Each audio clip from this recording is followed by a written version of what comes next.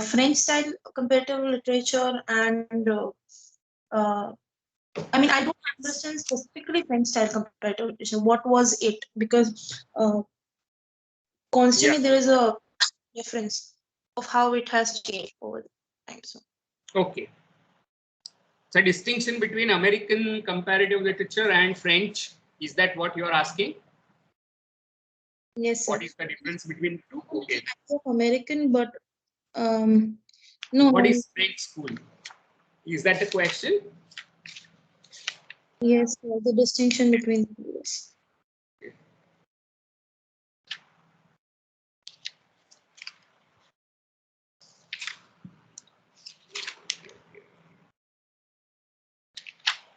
I'll just tell you in a moment.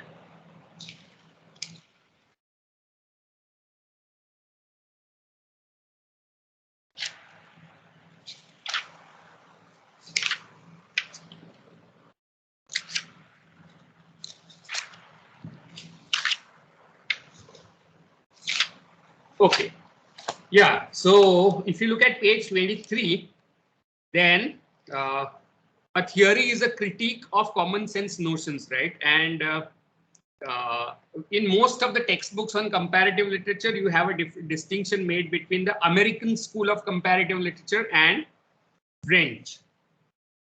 And the person, if in the same paragraph it's given, Paul von Taigem is credited with French school, while René Vallée and Henry Rimac, right, are leading figures of American school. Now, what's the difference between the two?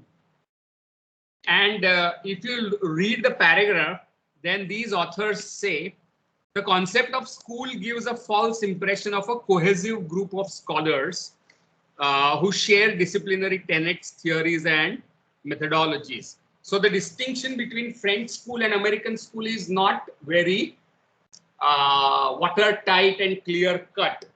That is what he's saying. Now, what is that difference?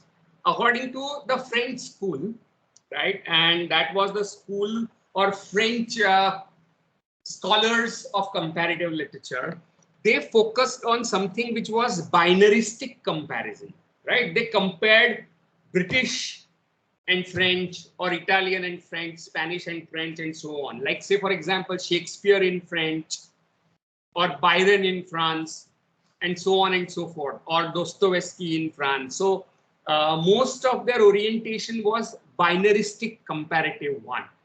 And the French school emphasized what is known as influence studies or reception studies. They were guided by the idea that the influence and reception are the most important ideas in comparative literature. And they would compare influence of X on Y, like influence of Shakespeare on a French dramatist, say for example Moliere, or influence of Byron on French poetry, and so on and so forth, or reception of. So their emphasis was actually taking two literatures and juxtaposing them, placing them together to look for influences and reception. That was largely the orientation, but as these authors point out, not everybody followed these methods, even in France. American school, however, was under the influence of Rimac and René Vallée. They would focus on international literary relationships, right, of various kinds, rather than just influence between the two. So you may be interested in influence of Persian, Arabic, Sanskrit on Gujarati literature, rather than just sticking to two, right? So they actually opened up comparative literature in multiple directions. And American scholars would also focus upon things like inter-artistic comparison, that is between one literary and non-literary text like cinema and novel, or a poem and a painting, or a musical composition and a short story and so on, right? So they had far larger, more open kind of comparative approach was what they used instead of binaristic approach of French school, right? So that is the important notions that many textbooks of comparative literature actually promote, but these authors are skeptical of such kind of distinction.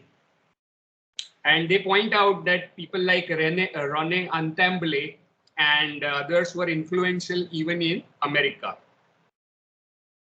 And if you look at the history of comparative literature as a discipline, it began in Germany, right? In the beginning of 19th century, romantics like Goethe and his idea of wealth literature or world literature, and his desire to go beyond the parochial nationalistic orientation of German literary studies, right? Because it was deeply inflected by sense of superiority and nationalism. So he promoted certain kind of cosmopolitan worldview and cosmopolitan outlook to literature. And slowly later on, this discipline moved to other areas of Europe, like France, and from France, Britain, and then Italy, Russia, that was Soviet Union then, and America. And wherever it went, it had a different kind of orientation. And as Hans Saucy had pointed out in that ACLA report that we saw, Unit 1, Essay 2, that it is not, the discipline is not does not have any fixed object whose knowledge you increase by steady analysis of that object, but a discipline that is actually trying to situate and locate that object. So the object of study, what you study in comparative literature, changed from place to place. And as Susan Basnett has pointed out, when it went to India, it took a very different orientation. So while in Germany, it was a critique of nationalism, in India and post-colonial studies, it became a kind of compulsory for thinking about a national literature, which means you cannot think of Indian literature without taking a comparative approach. That was what Basnett has talked about. So American school and French school have a different kind of orientation, and he is trying to complicate this kind of distinction. But at the same time, he is also saying that D'Horizon's approach of interliterariness is challenging one of the basic ideas of comparative literature, and that basic idea is influence, right? So it's a complication or a rejection or a critique of the notion of influence. That's what he is pointing out. So he's a critique of French orientation to comparative studies. Does that help you to clarify something, Dehini? Yes, sir. Okay. Any other doubts, queries? Yes, sir, I have. Yeah, go ahead. On page number 27, yes, on page number 27, there is a table which table of forms of interliterary reception. So and they've explained all the forms as well, like in a line or two. I didn't understand these Table forms. 2.2, you mean? Yes, sir. Table 2.2 forms of the table 2.1. No, yeah, I even didn't get table 2.1. Yeah. Okay. Okay. So anyone else who does not have, who has understood table 2.1 and table 2.2? कोई है? क्योंकि Sezel has not understood, which means others may have understood, है ना? Because they are not asking questions about these things, because they are brilliant Kantian geniuses. No, sir. I understood table 2.1 to some extent. Yeah, but can you attempt to explain it to Sezel? If you are wrong, maybe then I will chip in and rectify your understanding as well. So please try to explain it to Cecil. Okay, so this is what I was talking about, that I need a flow for this. So actually, in the previous page, on page number 25, he talked about the two branches of literary growth, and I don't know how to say his name, Durizin, maybe. Durizin, yeah. Basically developed two levels. I mean, I would say two main branches, which would first would talk about the typological Branches of affinities. what? They two branches of what? And remember, I am not asking you questions to expose that you don't know, right? I am asking you questions so that you yourself get better clarity when you are trying to understand it for yourself, right? So I'm not asking you further question to harass you. Yeah. Yes, sir. So no, he's talking about two branches of literary growth. So he said that you can, like, there are two ways of comparing literatures. One would be rapport de fait, basically talking about the similarities between unrelated works. No, that is okay. That is topological affinities, which talks about the similarities between two unrelated works. Whereas there is another work which is another type which is known as genetic relationships. In these things, you have maybe influence of others. Maybe they have read other literatures and that they have created their own. Maybe it's a development of the same idea that was borrowed. So genetic relationships are like that, and these genetic relationships are divided into two parts. You have external contacts where you compare the literary works with literary histories and critical studies, and the images that you have from different uh, uh, literatures. For example, external contacts are basically if you have referred to a literary work. So, for example, if we take the example of Hamlet. So Hamlet has been derived from Heather. Then Hamlet, Heather has been an influencing word of work. I mean, it's a result of the influence of Hamlet, right? So this is an external contact of literary genres where you compare the literary works when you maybe they influence the other work, maybe the literary histories influence it. Critical studies can also influence these things. For example, comparative literature began in the West, right? So that influenced Indian literature as well. And then you also have the concept of images, where you have a certain image of a different culture over you. For example, we might have an image of American being very individualistic. So this is an image that we have of different cultures, of different people, and these images are also for national stereotypes and etc. So you have these. First is external contacts, sorry, and then you have internal contacts, which means that when you have an inclusion of an element. So if you, for example, when we were colonized, we had a great influence of British literature. So it's something that we had an inclusion of. It can be a topic, character, style, form, etc. So we talked about haiku, uh, which has influenced Gujarati literature. It's a classic element of. It's a classic example of internal contact that we might have with. That we might have when it comes to comparative interliterary relationships. So these are the first two branches. Then they are further divided. So, but these are. तो sir वो भी explain करूँ? हाँ, बिल्कुल पूरा. Okay. Then I will chip in and tell you where you went wrong and to what extent you were right. Yeah, go ahead. Then internal contacts are further divided into direct internal contacts and mediated internal contacts. So, direct internal contacts take place when the writer reads the work in original language, and mediated internal contacts takes place when if you have read something in translation.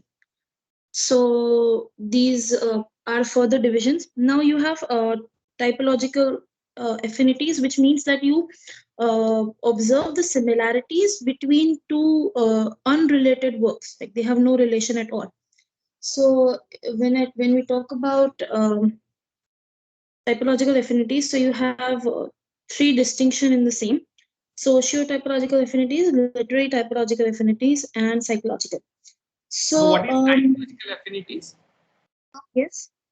Yeah, No, when you logical affinities are the same when you see similarities between two unrelated works, like they have happened maybe on at a different time, but you can compare. For example, that we talked about, I'm not sure whether the writer or screenplay, and the one who has done screenplay of Parasite has read Panchtantra or not, but you can still compare Panchtantra with the movie Parasite. So it I becomes haven't seen Parasite, so I can't tell you. yeah, Yeah. but no, but that was an example discussed way before in the class. So I just took it. I have never compared them both, but yeah, for example, you can compare Bharat Muni's Natya Shastra with Aristotle's Poetics to a certain level. So Very both of good. these things have happened at a different place, but you have similarities between the both. And then when you catch the similarities, then you can talk about the distinctions. But first, similarities. So these are known as typological affinities. And then you have further branches of the same, where अच्छा एक minute सब खो गया. No, 2.2 table. And okay, I can maybe socio-typological affinities can be about mm,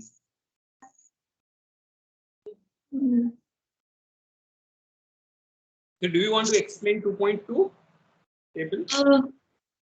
नहीं, actually I also have a question in 2.2 कि मुझे इसमें imitation तो समझ में आया थोड़ा सा, but I don't understand the example given here, so I was hoping maybe you could provide one imitation today.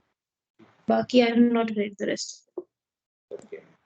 Okay, so Cecil, table 2.1 is clear to you? Yes, sir. Actually, Dehini, that was a very good attempt, and I think you are right most of the time, right? And that was a very good attempt. Some of the problems with your explanation is the notion of influence, right? You said that genetic contextual relationships are where you can see the influence of. So now the idea of influence is precisely that is being questioned by Durizin, right? So though you were right to maybe 60-70% or more, idea of influence is a problem, right? So you use that term influence, and that is where I think there is a problem. Now, what is genetic contextual relation and how is it different from influence? Can anyone tell me, or Dehini, would you like to attempt again?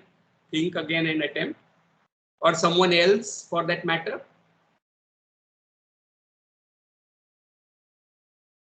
How is influence different from interliterary relation? Can someone tell me? Soumya, is it the same or is it different? Sir, I can give it a try, but I do feel Yeah, you that give it a try. No issues. If you're wrong, then I will point out, like I did in the English case, right? right. So, interliterary relationship would not necessarily mean that they're influencing each other, but that the fact that they have combined in a way to create, a whole different sphere of that same work. So instead of exerting the influence of a novel upon a movie or the movie exerting influence upon novel, I would say that the in a way that these two have combined, not influenced each other. So So what's difference between combination and influence? What happens in uh, influence? so in influence, there would be okay, so one thing would have an upper hand, okay, that this thing is influencing the other thing, and so the other one was a derivation of this, kind of a derivation of this. Right. But it does not, interliterary does not mean that that was necessarily a derivation as such. But it's hard to explain. No, quite good. It's not that you are going in incorrectly. You are on track. Right. So I just feel that the modes are different, but then they have their own they have what they bring to it. The each mode, each the different literary the mode which is not literary has something that it brings to that work, and so does the literary thing, but they do not necessarily influence but combine with each other is somewhat the idea that I have. Now, why is it, not that you are wrong, but why is it this combination or blending which happens and formation of the third blended space, right, which happens is different from influence? What is its difference? I Apart from guess, the fact that, yeah, go ahead. yeah, I guess when there is an influence, so one thing would largely be based on the other thing. So this idea Mhm, of being based on something is not there in blending. So these two mhm. are not, there is not one thing which is based on the other one, and so So if you it get. is based on something else, it is not interliterary but influence. Is that what you are saying? So if Heather is based on Hamlet, so it is influence or it is interliterary? Uh, if it's mm, right, okay, I Okay, guess, think for it. Think about yeah. it. And Dehini, yeah, you had to say something. Sir, I guess from your Heather Hamlet example, I also maybe I can give it a try. And there is a brief distinction maybe in paragraph 26 as well. Sorry, in page number 26 as well, last paragraph when he talks about genetic relationship. So when you asked that uh, Hamlet was Hamlet would, I would not say the influence of uh, Hamlet did not have an influence on Heather, because influence means that it has an impact on people. So if I, for example, I'm a person and something like that happened to me. So Hamlet, maybe if by reading Hamlet, if I think that I want to take a revenge, so I would say that I've been influenced by that work. But if something has been created out of it, I would talk about interliterally, because that work was adapted, changed over the period, or changed a little here and there according to the situations, and so it had the character, the characteristics of it maybe must have added to the new work, but I would not say that it has created an influence or impact, but I would say that something from Hamlet has been drawn and then something new has been created. So that's why you can consider this as interliterary, but you will not consider this as an influence of some work. Maybe that is the Okay, distinction. I think that the real problem in both of you, Soumya as well as Dehini, is that you think that influence is one thing or interliterariness is another phenomenon. ये दो अलग phenomena है ऐसे मानते हो. And now you have to get that it is not different phenomena, interliterary and influence. Difference is in way you understand that phenomenon. I hope you get it. interliterariness is a way to understand a relationship between two texts or two literatures or three literatures or more. It is that way of understanding समझने का और पढ़ने का तरीका influence से अलग है. So influence ये भी एक समझने का तरीका है. You can say that, say for example, a particular Hindi movie is influenced by a Korean movie. तो ये एक समझने का तरीका है. It means that you understand relationship between that Korean film and a Bollywood film as that of influence, right? But the same relation is seen in a different way when you use the idea of interliterariness. I hope I'm making some point. It is not two different types of relations, influence or interliterary. ये कोई दो चीजें नहीं है. It is the same relationship that you're talking about, पर उसको समझने का तरीका अलग है, right? So when you understand relationship between, say for example, a Korean film and a Bollywood remake or whatever you want to say, influence says that the Korean is original and this is derivative. ये copy है उसकी, इसीलिए वो inferior है Korean film से, original से inferior है, right? Plus it is also assumed that it lacks the genius that has gone into making of that Korean film. I hope you understand.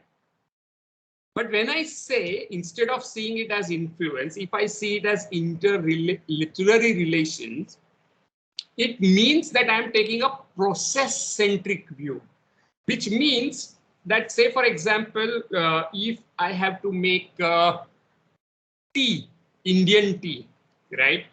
Then I add tea leaves and milk and sugar and heat. Now, sugar comes from Cuba and tea leaves come from Assam, and earlier it came from somewhere else. And milk is that of a cow, which is an imported species. Maybe you have taken Jersey cow, right? Now, while making that cup of tea, you have taken ingredients that have come from various places and made your own cup of tea. Now, you can't say that ये जो Indian chai है is influenced by British chai. I hope you get what I'm saying.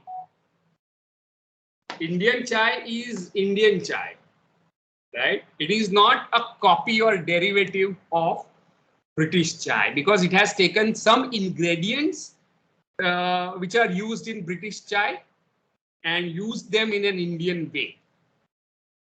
I hope you get the difference. So the idea of influence would say that Indian recipe called tea is influenced by British tea. But interliterary would say that there are ingredients which are taken from British tea, which are indigenized, assimilated for Indian tastes, an Indian palate. That is the difference. Is the difference clear? Can somebody tell me what I have said? If you're not understood, raise your hand. Yeah, Astha, go ahead. So, sir, I have understood the example you gave, but if I try to understand the same thing in light of Hamlet and Heather, so like plot is same, but Is it? like, but the setting is so different, right? Like, The plot is different. like there are, so I mean the main theme of the madness, and there is a partial Oedipus complex and the ghost thing. So like it's all same, but it's still, like you said, indigenized. Like it's about Kashmir and so all that, so how, so what part of it is the literariness and what part of it is influence? Like the themes would be influence. Yeah. So ingredients that have not come from Bollywood, say for example, right, are interliterary. Like love between love between mother and child is not shown as typical Indian ma beta, for example, right? Even the way songs are used, setting is Indian, way the songs are used is different, right? So what has uh, the makers of Heather taken from somewhere, and what are the things which are not taken from somewhere? Like setting, music, like language. Hindi language is not taken from Shakespeare, right? So these things are not interliterary. But motifs, themes are very much from Shakespeare. The theme of revenge, and then the theme of revenge, theme of mother-son relation, right, is given a spin by the author, the auteur, as they say. That is Vishal Bharadwaj. So what he does is he gives a spin on the revenge theme, which is a kind of a cliche in Elizabethan theatre. Because Elizabethan theatre is full of ghosts, revenge, bloodshed, and all that. Revenge tragedy itself is a genre, right? So he takes this genre of revenge tragedy and gives it a different kind of spin, right? So these things of revenge tragedy that he has taken in evoking Hamlet, right? There is grave digger scene and whatnot. Scene. Do you remember grave diggers and whatnot? Ophelia committing suicide. So a lot of plot elements, motive, killing of her brother, the killing of her father. All these elements are taken from Shakespeare's play, but they have been given a Bollywood treatment or a Hindi treatment to it. Right. So can you then distinguish between what is literary and not intraliterary and interliterary? Intraliterary would be from the same literary or cultural tradition. Interliterary would be from across some other different cultural tradition. And in this case, intraliterary would be Bollywood tradition of filmmaking, and interliterary would mean तो literary cultural traditions के बीच में आदान प्रदान जो होता है, right, that is called interliterary. So the elements taken from Shakespeare's plot, like the ingredients taken from British tea, like tea leaves, water, right? So these are the ingredients that they have taken, but they have added their own milk and sugar to it and made Indian tea. So you can't say that it is influenced by it, because once you say it's influence, then you deny the Hindi filmmaker of creativity and agency. Have you heard of the term agency?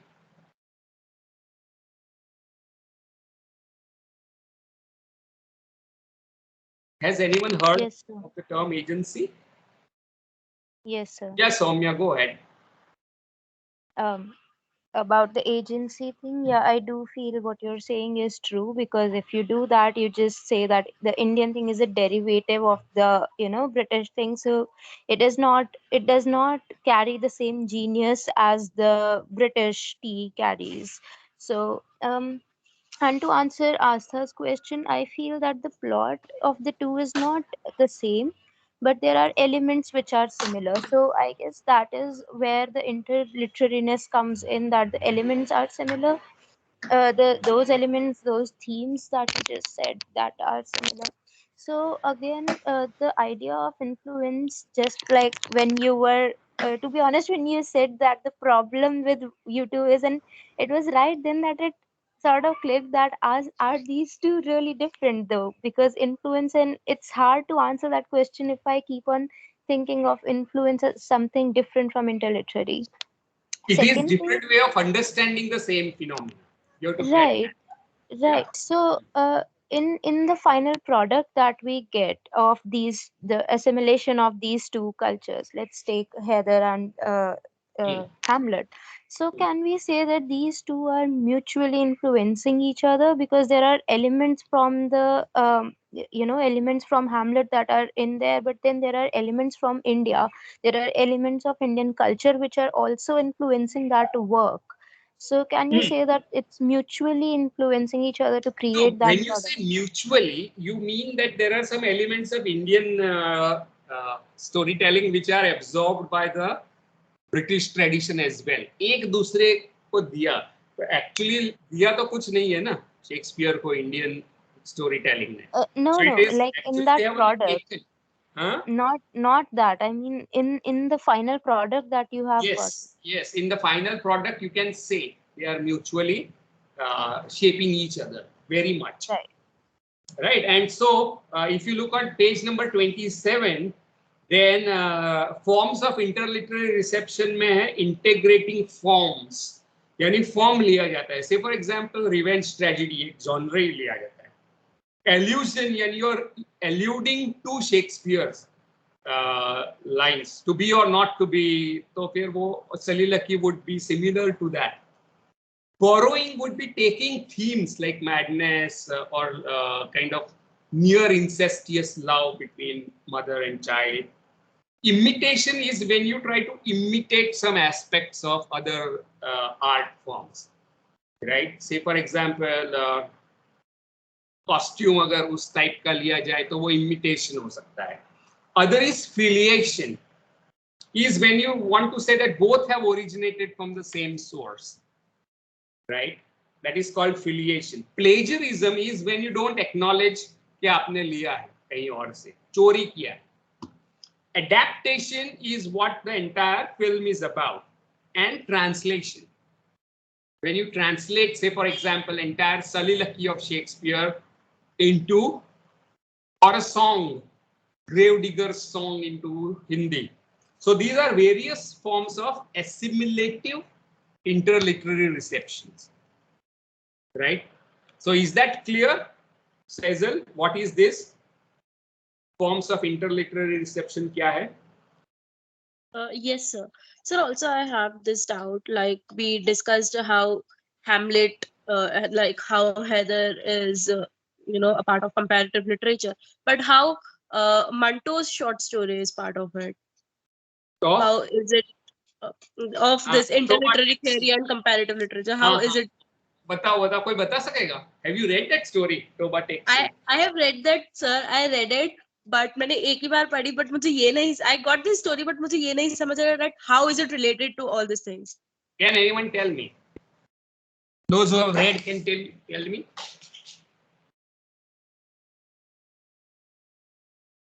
Devi, Soumya, others, Rivya, Rushi, Sam. Manto story पढ़ा है नहीं पढ़ा? नहीं कितने लोगों ने मंटो की story पढ़ी? तोबा taxi.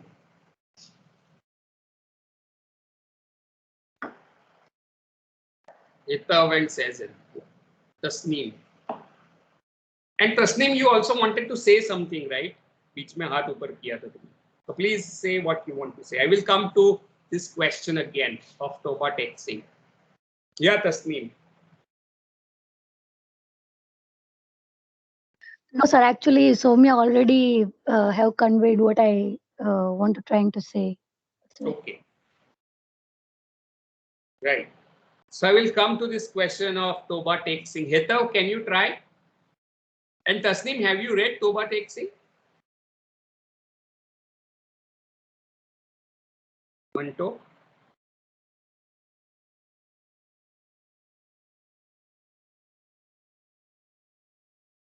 Yes, no, maybe. Tasneem? Yes or no? Hitav? Sir, I have read the story, but I don't know if I can say something about it. Why? Read story. You had understood that story?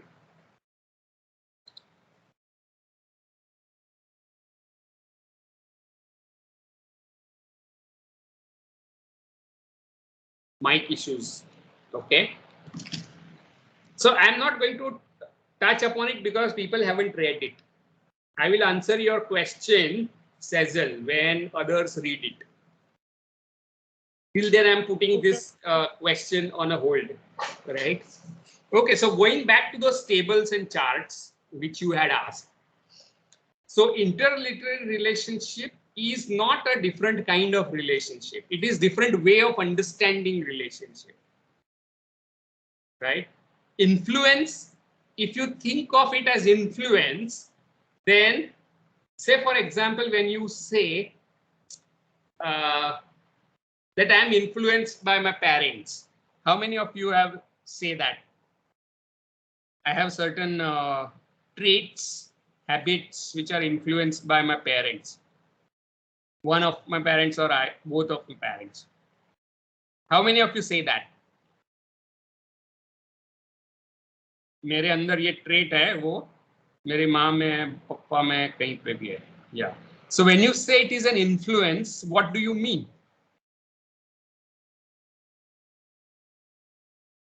That we've taken something from them. You Okay. can see their characteristics in Soumya, there is a difference between you taking something from somewhere and you being influenced by something. There is a difference. Yeah, like we didn't have much say into it. I mean, it's not that we took it intentionally, but that these characteristics have been borrowed down, carried down from them to us in a way. Okay, Soumya. So there would be other traits from your parents which you have not internalized, right? ऐसे भी हो सकते हैं traits Right. which sets you apart. So why didn't you take Right. those? Why, if you did not have say in what influences you, then how come that you have not taken up those traits?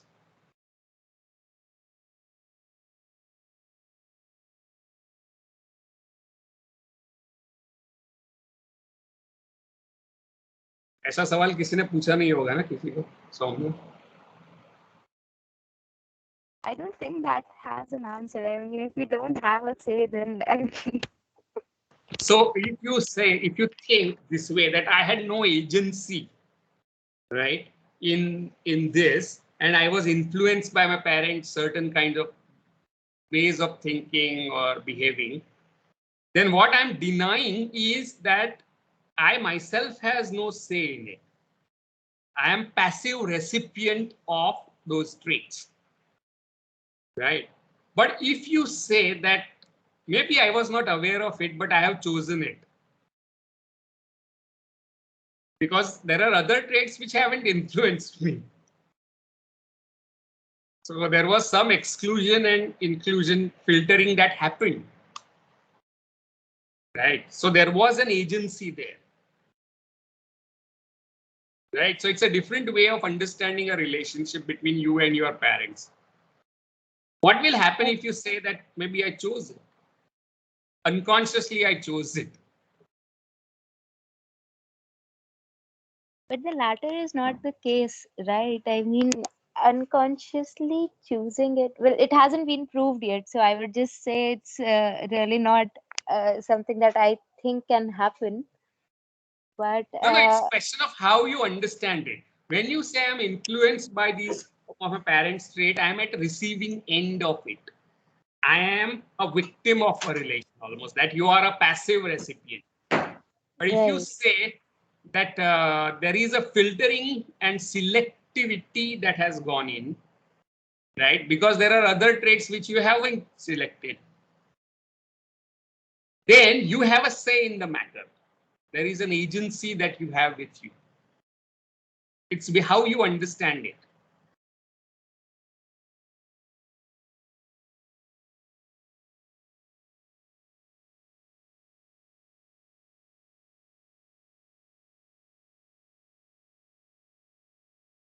There is a relationship. There are traits in your parents which, and there is a similar trait in you, right? Now the thing is that you say that I have, मेरे में आ गई वो, मैं क्या कर सकती हूँ? So you immediately become a victim of that relation, right? But if you say that there are traits which are not, I haven't taken as well. Right? So there is some filtering that happened from my side. I may not have done it deliberately, but there was some filtering that happened from my side. Soumya. Then what happens is that you get to have a say in the matter. Ha ya na? That is right, sir. But I feel that it becomes a question of if I am a reflection of them. So is it because of who I partially, the fact that who I was as a person, and gradually I started to sound more like them. So did my own personality, apart from their characteristics, did it have a say in the fact that, okay, since I am already, like this, these are the traits that I would have? Or is it the other way around, that because I already had those traits in me, and gradually with time I discovered those, I became the person who I am? So which way is it? But as I'm saying, there are other traits that which were not there in you, right? Of your parents. Right. Yes, So they are that not was there my in you. personality. So there is some filtering happening at your end. आपने सब traits तो है नहीं. Selected Right. traits. And to use Durison's phrase, there is a principle of selectivity at work in interliterariness, right? Which filters something for your own purpose. Instead of you being a passive recipient of some of the traits of your parents, you say that you are not passive, you are an active agent of your culture, a producer of your culture, where you have taken certain things from other places because they suit your agendas, right? So if you say that, as the example was given by Dehini, that colonizers had various kind of cultural forms. Now Indians started writing their own novels, short stories, and many things, plays, which were similar to the colonizing culture. Now, if you say that this is influence, then the colonized के पास कोई active agency नहीं रहती. I hope you get what I'm saying. It means that British did it to us, and it happened to us. क्या कर सकते हैं? And very good example is a statement given by Gandhiji in Hind Swaraj that Shitanshu Yashash Chandra mentions. For those who are in Indian literature, comparative Indian literature with me, how many of you are with comparative Indian literature?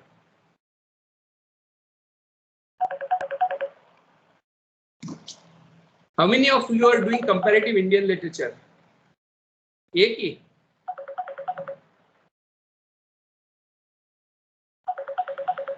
Right. So the Shitanshu's essay talks about Gandhiji's statement, and Gandhi said, "British cannot rule over us.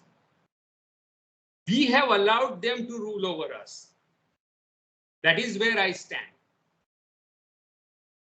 So what is the difference when I say that, yes, British are not ruling us. We have allowed them to rule over us. What's the difference in perspective? Can anyone tell me? That's what Gandhi says in Swaraj. And that is Swaraj, huh? The latter gives you authority. It gives you an equal stand. Okay, you're not passively just being ruled, but you have that power in your hand that, okay, it's up to us. The moment we want, we can stop it, and we cannot be ruled if we want. So power is in our hands, right? Yeah. And because we are not using that power, British are ruling over us. That is what Gandhi is saying. So automatically that's the place of responsibility, is the place of empowerment. That's what Gandhi's insight is. उससे पहले जो थे Also, वो, yeah.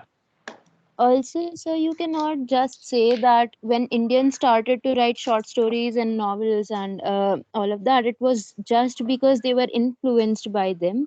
But the difference of motive, we intentionally did it to assert ourselves. So Exactly.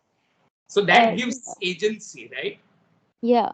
So you can't just say that novel as a form or a short story as a form or a translations of Shakespeare that happened are not simple copies of the colonizers' discourse, but they are products of colonized discourse. They are active products. I hope you get it. So that is what Derrida means by principle of selectivity. So what is difference between influence and interliterariness is that you acknowledge this principle of selectivity and agency. It's not that this Korean movie influenced Hindi movie. उसका copy किया है क्योंकि हमारे पास अक्ल नहीं थी. Right? You deliberately did that for your own agenda, intentionally. You chose that. I hope you get that. So idea of interliterariness leaves the power in the hand of recipient culture. I hope you get that.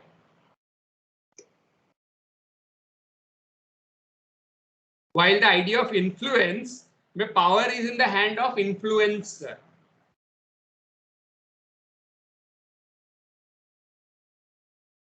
Anything that you have to say about this?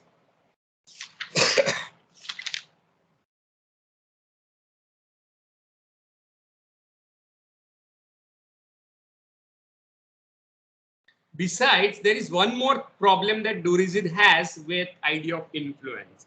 Then how do you account for similarities which has no connection?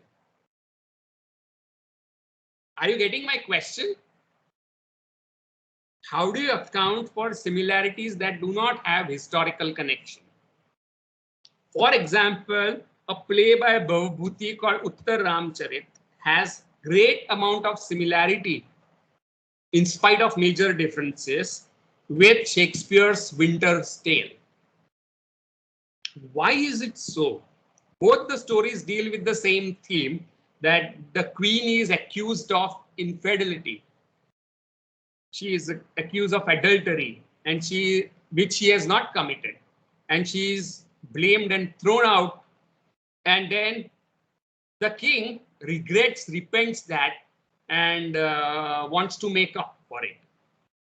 And when he discovers that she is dead, he builds a statue of that queen. Now, both these plots are similar. In both this plot, there are description of courts versus the idyllic forest. Forest or court life के बीच में tension है, and that is there in both the plays. Both these plays are separated thousands of kilometers in geography and years in history.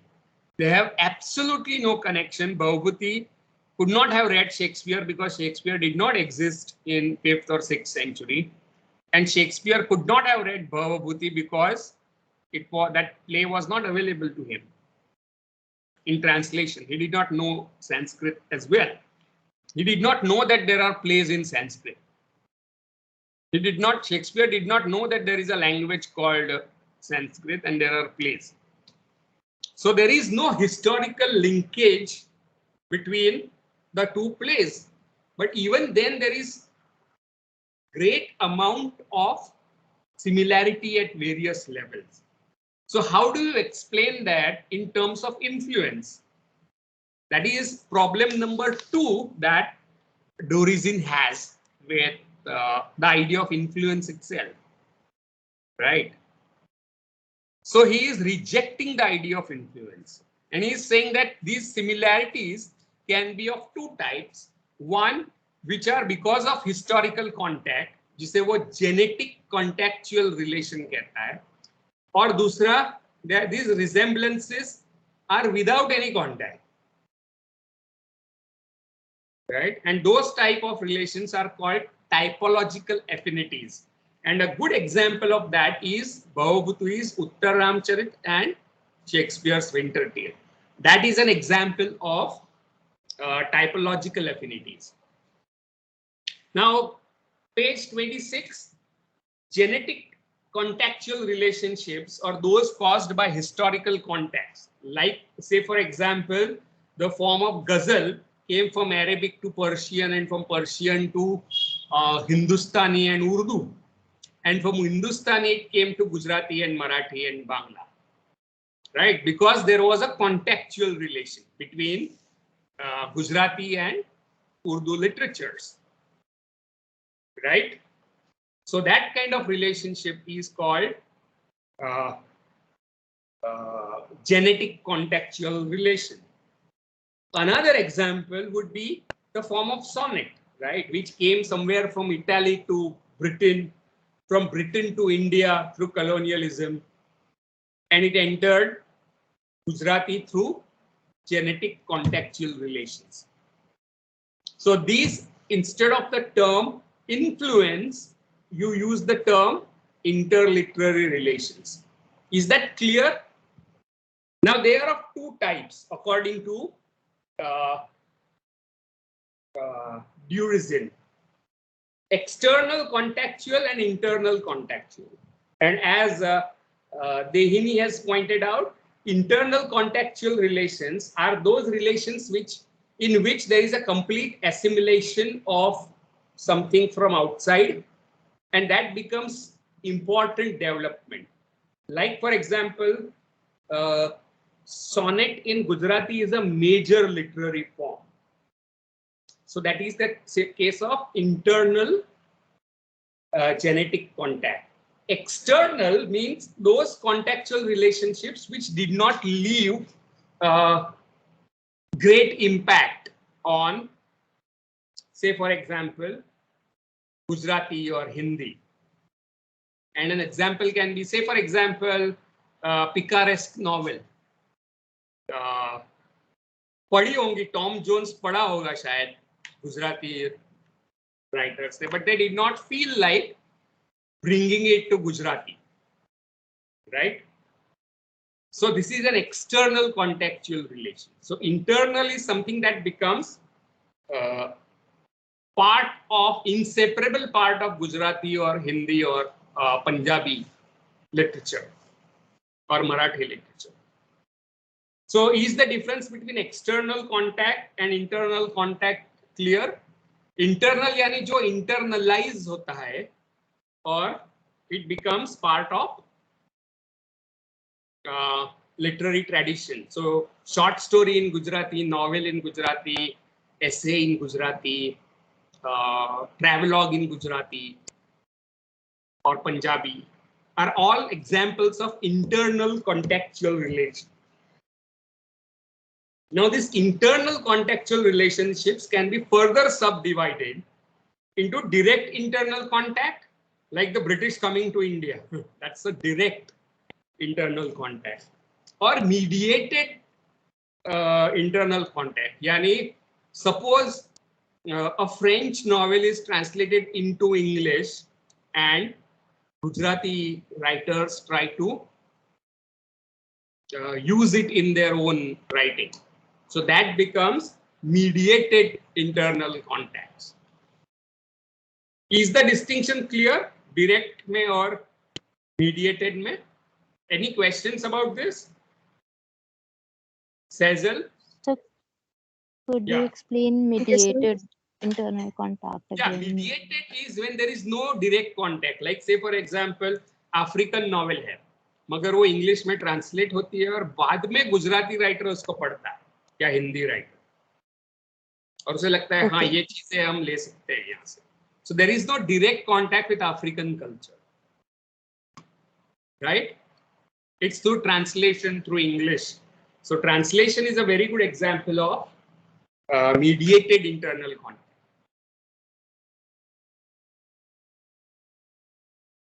Direct is when you directly read, say for example, African novel in Swahili.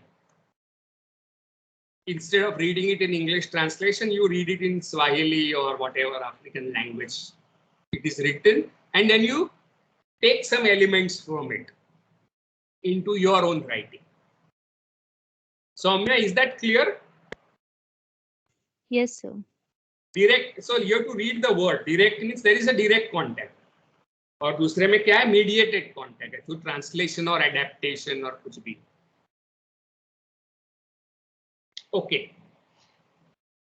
Typological affinities का example मैंने दिया, like Uttar Ramcharit and Shakespeare's Winter Tale, and that is caused by several factors: socio-typological affinities, literary typological affinities, or psychological typological affinities. Socio यानी for example, दोनों में patriarchal society है, where there are double standards of morality operating for male and female.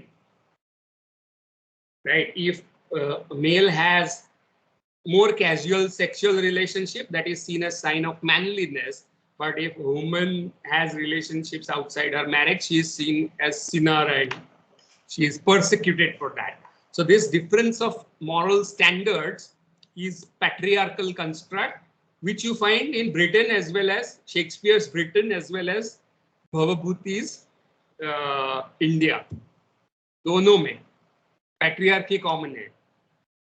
Literary typological affinities यानी literary devices similar use कर रहे हैं, जैसे कि plot construction है, जैसे symbolism है, जैसे myths है, right? Sita is very closely associated with Earth Mother Goddess, and Hermione in Winter's Tale is compared with Prosperina, who is another Earth goddess.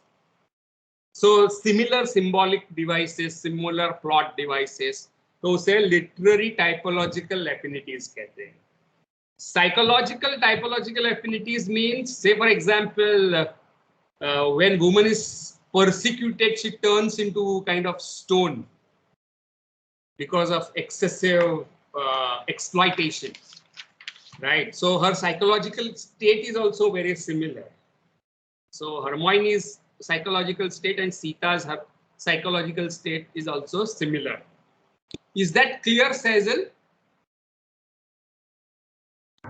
Yes, like for this, I will have to read the essay again to make sure that I understood everything. And that brings us to 2.2, right? And genetic relation, फिर से उसने external और internal दिए हैं. But forms of interliterary relationships are also of two kinds. One kind is called integrating, assimilative interliterary relations, जैसे कि allusion, borrowing, imitation, filiation, plagiarism, adaptation, translation. These are various forms of assimilation. Means something like sonnet is a genre in Britain which has come from Italy. So these two major British poets, Earl of Surrey and Thomas Wyatt, they assimilate that form into English from Italian, from Petrarch, right? And then it comes to Gujarati, and Gujarati writers assimilate it. But there can be also be non-assimilative type of interliterary relationships, and that can be literary controversy, parody, or travesty. Travesty यानी mockery, यानी किसी novel की मजाक उड़ाना आप दूसरी language में करते हो. So you are actually not assimilating that form, but you are resisting that form and you are kind of differentiating it. That is what it means. So integrating and differentiating, ये दो type of interliterary relationships है. Does that clarify things for you, Sazel? Yes, sir, kind of. Yeah, so you have to read again and see how much you have understood. Any other Yes. question?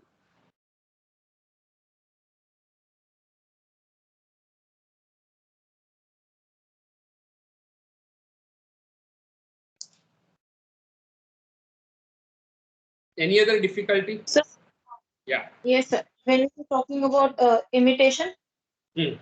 I had a difficulty in the statement that was given. Okay, I understood a little, but I didn't. I would like some other example because I did not understand the example. Example is given. Imitation has a aim to introduce affinities with source work or genre as to promote evolution of literary system in a specific direction. Page number 28. Right. So you deliberately start, say for example, writing surrealist poetry in Gujarati so as to influence the way in which Gujarati poetry is growing. Right. That is called imitation. You deliberately want to introduce a form and make changes in existing system, and that is called imitation. For him, he talks about Gottfried August Herder, which we don't know. जैसे कि, for example, an author feels that I really want to introduce absurd theater into Gujarati, and I want to promote this form. So he imitates it, right? So that absurd theater of absurd become established in Gujarati or Hindi. It's not just borrowing, but it's kind of deliberate attempt to influence or shape the growth of that recipient language.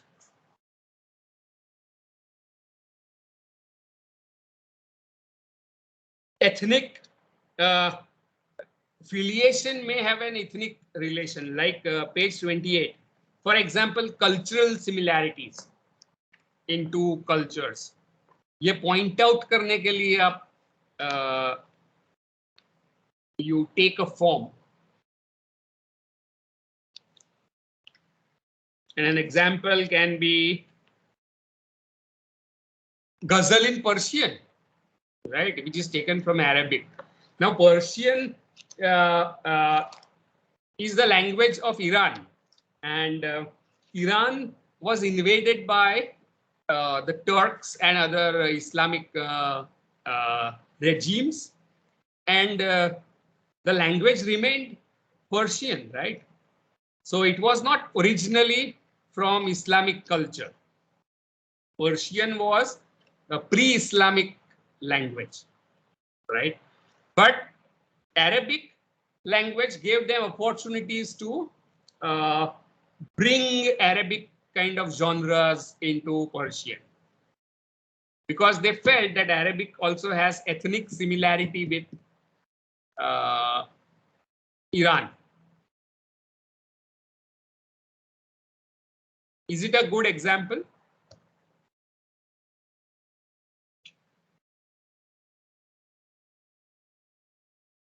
And Urdu writers started writing ghazals because they felt that there was a cultural affinity or filiation with Persian and Arabic, because they felt that there is a cultural affinity there with Arabic Persian ghazal.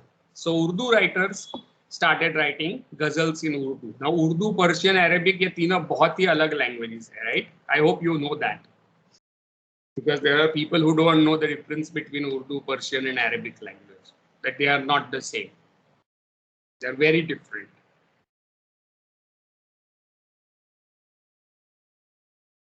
Does that help you to clarify? Yes, sir. Okay, any other question? Dehini or someone else?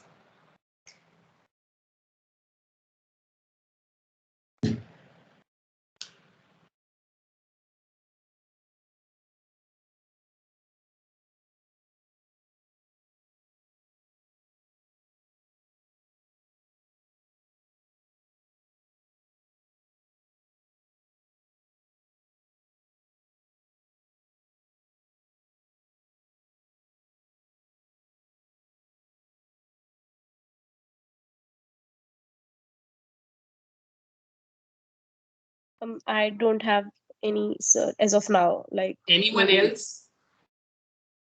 Maybe Kantian genius जो है वो उनको नहीं है difficulties. Sazel Deni को.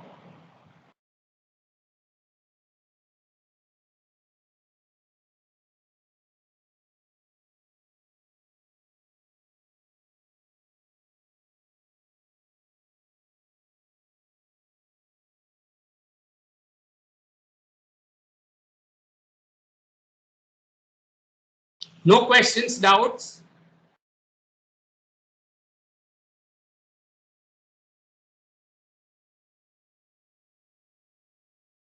Actually, so the second half of the essay is yet to be, I mean, for me to read. So I don't have any questions for you. Okay. Others?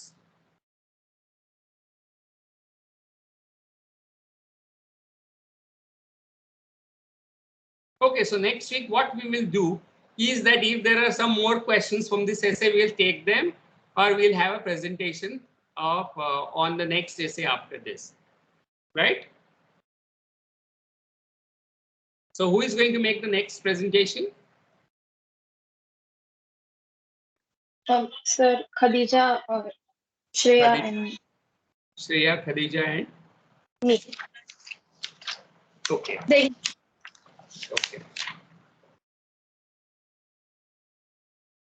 So, in case you haven't understood anything, bring it up next week. So if there are no doubts, no observations, nothing that you have to say, what do you think? What way of looking at intercultural relation is better, influence or interliterary? What is your view on it? Which one is better and why?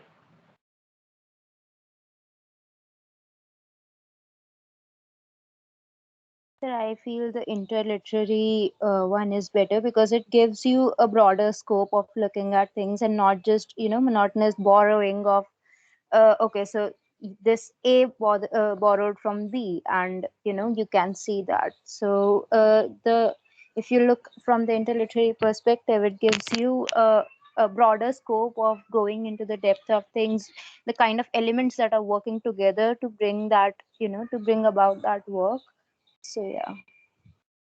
All right. Any other response? Which one is better, influence or interliterariness?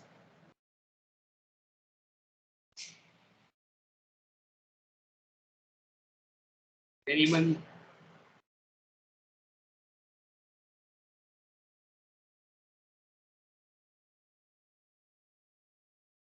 And as I have been saying, there is no need to just come in and log in, because I really don't care, and there are no marks for logging in. So you can use your data for other things that are more interesting for you.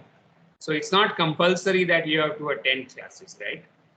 So I think intercultural is as important as interliterariness, because it's essentially No, it is assumed.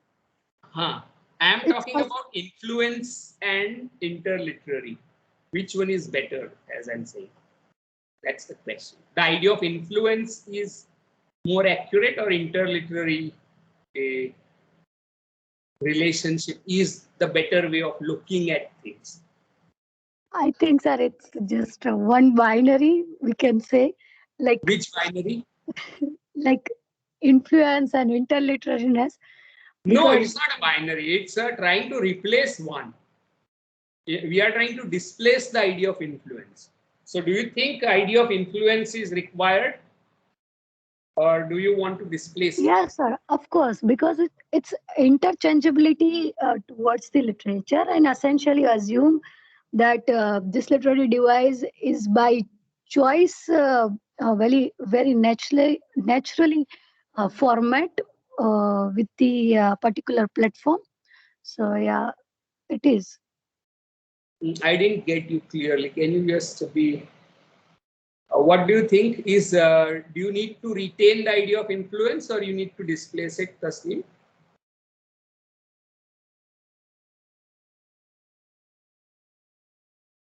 ऐसे मैंने पूछा. Which, what do you want to do? Dehini feels interliterariness is better. Okay. Yeah, Rushi, go ahead. Sir, in our last semester there was there was a paper on cultural studies. So in it there was the idea of authenticity, right? So if I think that the idea of influence creates this idea that there is an original and there is an imitation. So the Right. originality maintains its authenticity, and that is its value. The cultural product's value is in its authenticity. So I Mm-hmm. think that if we want to look at it in the way that it creates value, then I think the idea of influence will be well suited in that regards. But But if do we you look at, want to have that idea of authentic originality?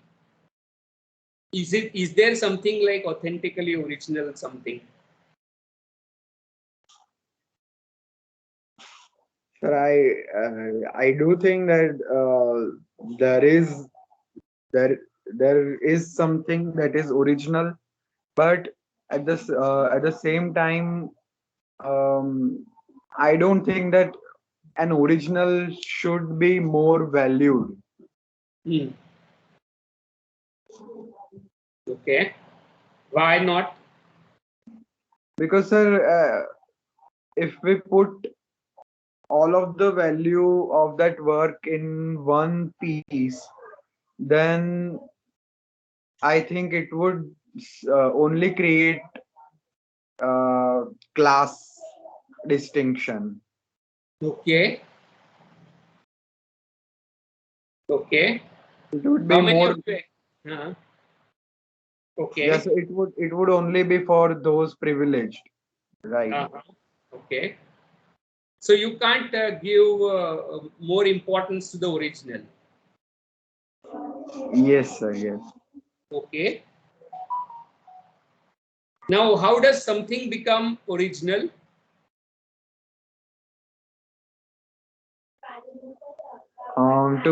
To become an original, it has to be that there is no precedence of that certain thing. Or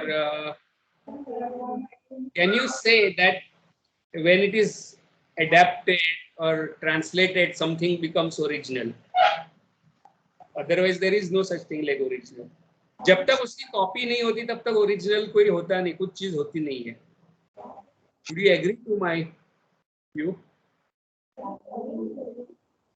हाँ sir, yes, ऐसे भी देख सकते हैं. हाँ हाँ, ऐसे हो सकता है. हाँ सर. हो सकता है. That unless something is copied, you can't have original. So translation makes original possible rather than original making translation possible. Can you say that? Yes, sir. Original becomes original when there is A translation. copy of it. Yeah. Okay. And Sohan says that क्या कह रहा है वो? Interliterariness sounds more appealing. Culture changes on geography lines, so it gives scope for adjustment. Then, what kind of adjustment, Sohan?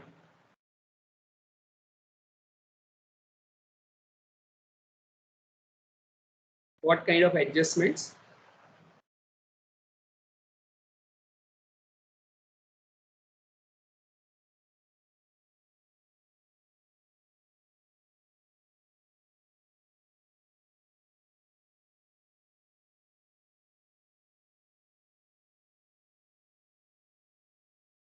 Rushi, you have to say something.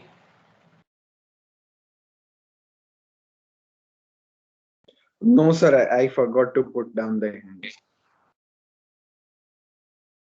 Anyone else wants to say something?